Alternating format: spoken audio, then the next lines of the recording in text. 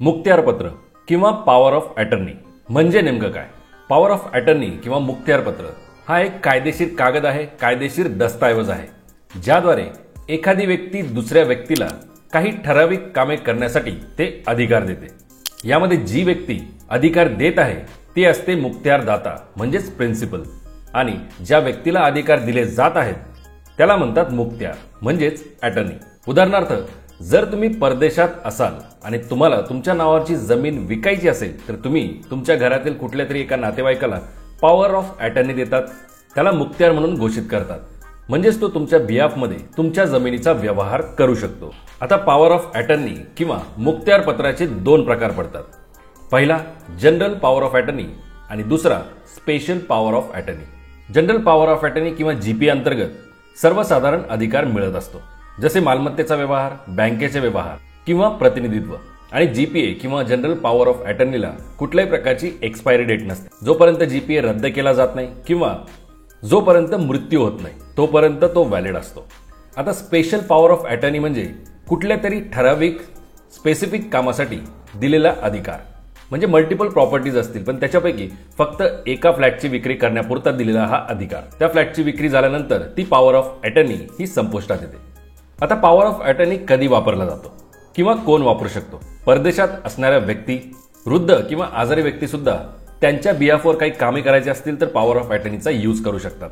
कायदेशीर कामं, मालमत्तेची नोंदणी, बँकिंग किंवा कोर्टात जर तुम्ही हजर राहू शकत नाही, तुमच्या वतीने एखाद्याला प्रतिनिधित्व करण्यासाठी सुद्धा याचा वापर करता येतो. आता पीओए म्हणजेच पॉवर ऑफ अटर्नी, मुक्त्यार पत्राची नोंदणी करणे आवश्यक आहे. मालमत्तेच्या संबंधातली पॉवर ऑफ अटर्नी असेल तर तो सब रजिस्ट्रार ऑफिसमध्ये जाऊन नोंदणी करणे, त्याचं रजिस्ट्रेशन करणे बंधनकारक आहे. परंतु जर पॉवर ऑफ अटर्नी ही सामान्य असेल, नॉन प्रॉपर्टी म्हणजे ज्यामध्ये प्रॉपर्टी इन्क्लुडेड नाही, असा दस्त किंवा असे डॉक्युमेंट हे फक्त नोटरी करून सुद्धा व्हॅलिड असतात. आता पॉवर ऑफ अटर्नी करताना धोका होऊ नये म्हणून सावधगिरी बाळगणे अत्यंत महत्त्वाचे असते. म्हणजेच फक्त ज्याच्यावर 100% विश्वास आहे अशाच व्यक्तीला पॉवर ऑफ अटर्नी देण्याचा प्रयत्न करा. चुकीचा उपयोग झाल्यास मालमत्तेची फसवणूक केली जाऊ शकते. जर तुम्हाला वाटतंय की काहीतरी चुकीचा उपयोग होऊ शकतो तर तुमची पॉवर ऑफ अटर्नी रद्द करण्यासाठी रिव्होकेशन डीड करणे अत्यंत आवश्यक असते. आता पॉवर ऑफ अटर्नी किंवा मुक्त्यारपत्र बनवताना कोणती माहिती आवश्यक आहे?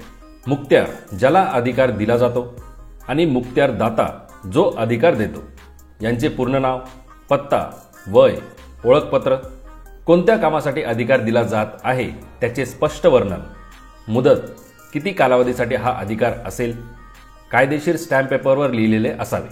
स्टॅम्प पेपरचे जे काही शुल्क असेल ते राज्याप्रमाणे वेगवेगळे असू शकते. यासोबतच 2 साक्षीदारांची सही बंधनकारक आहे. आणि power of attorney he property संदर्भात असेल तर सब रजिस्ट्रार ऑफिसमध्ये रजिस्ट्रेशन करणे सुद्धा आवश्यक आहे. आता पॉवर ऑफ अटर्नी पीओए रद्द करण्यासाठी काय करावे लागते? तर यापूर्वी सांगितल्याप्रमाणे तुम्हाला रिव्होकेशन डीड करावी लागेल.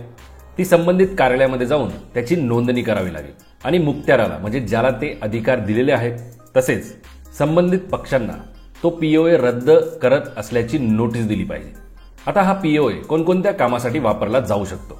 मालमत्ता खरेदी विक्री, नोंदणी, भाडेपट्टा इत्यादी, बँकिंग खातं चालवणं, चेक साईन करणं, कोर्टामध्ये कार्यप्रतिनिधीमधून वकिली करणे किंवा व्यवसाय कंपनीचे व्यवहार, कर भरणे इत्यादीसाठी.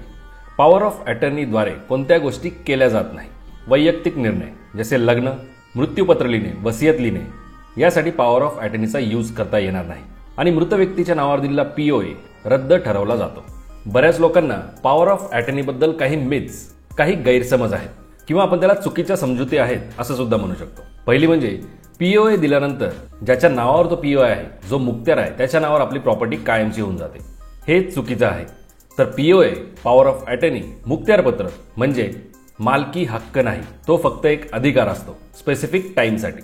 एखाद्या प्रॉपर्टीची जर मालकी हवी असेल तर विक्री करार, सेल डीड असणे आवश्यक असते. दुसरा चुकीचा गैरसमज म्हणजे एकदा पीओए दिला की तो रद्द करता येत नाही. ही सुद्धा चुकीची समजूत आहे. पीओए कधीही रद्द करता येऊ शकतो, फक्त तुम्हाला रिव्होकेशन डीड नोंदवावी लागते. तिसरी चुकीची समजूत म्हणजे एकदा पीओए झाला की आपल्याला कोणतेही व्यवहार करता येतात असं नाही. पीओए अंतर्गत ज्या अधिकारांचा स्पष्टपणे उल्लेख केलेला आहे फक्त त्याच अधिकारांचा वापर मुक्त्याराला करता येत असतो. त्याच्यामुळेच जर तुम्ही पॉवर ऑफ अटर्नी तयार करत असाल तर या महत्त्वाच्या गोष्टी लक्षात ठेवा. फक्त विश्वासू व्यक्ती किंवा नातेवाईकालाच अधिकार द्या. जास्त करून स्पेशल पॉवर ऑफ अटर्नीचा वापर करा. म्हणजे त्यामध्ये जे काही स्पेसिफिक कारण दिलेलं असेल, जो काही एक अधिकार दिलेला असेल, फक्त त्याच अधिकाराचा त्या अटर्नीला वापर करता येईल.